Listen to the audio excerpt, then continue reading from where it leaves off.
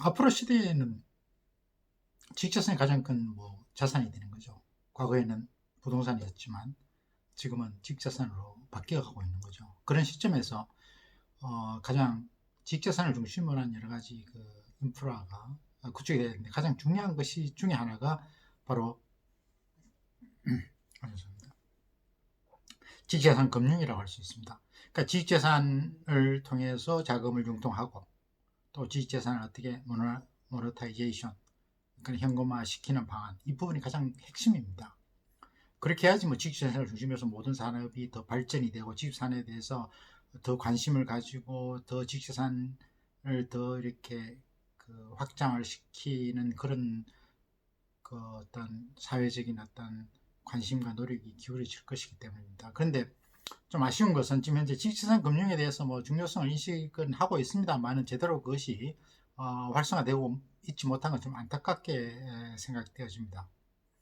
그러면 결국은 지식자산 분야, 그러니까 지식자산 금융, 그리고 지식자산을 어떻게 활성화시키냐에 따라서 달려간 문제인데, 사실 지식자산 금융에 있어서는 어떤 전문성이 중요하죠. 그러니까 지식자산도 알고 그 다음에 금융도 알아야 되기 때문에 결국은 지식자산의 가치평가 문제가 있습니다. 그럼 가치평가를 어떻게 할 것이냐?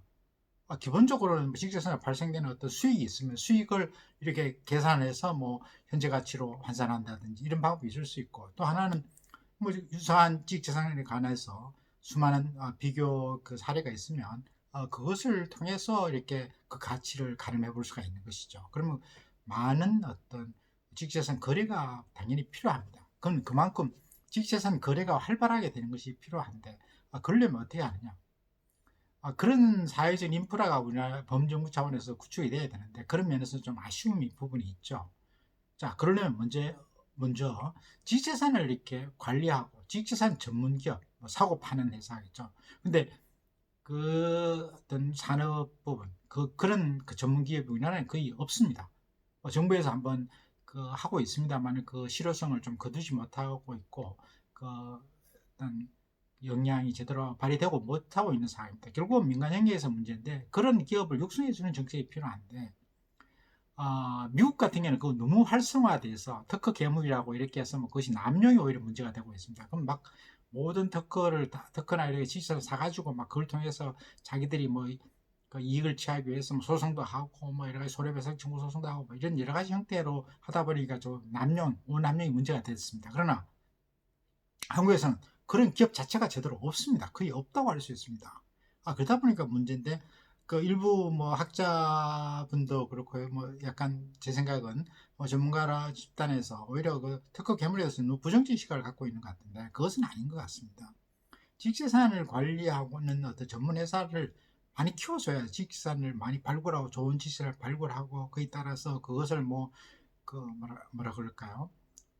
산업화 시키는데 굉장히 큰 기여를 할 것입니다. 그래서 그런 어떤 전문 기업을 육성할 필요가 있습니다. 그래서 현재 관계 법령을 개정해서 사실 지금 좀 어렵게 되어 있습니다. 등록 제도로 되어 있고 하는데 그 과정에서 좀 여러 가지 어떤 진입에 장애가 될 수 있는 그런 어떤 식으로 법이 적용하고 있다. 그래서 과감하게 풀어서 어떤 인센티브도 주고, 미국은 오히려 그게 너무 많아서 문제가 되고 있습니다만 우리나라는 아주 그런 단계가 아니니까 과감하게 그런 기업이 많이 나오도록 도와줘야 됩니다. 그래야지 디지털 시대 또 제4차 혁명 시대에 저희가 제대로 준비하는 그 과정이 될 것입니다.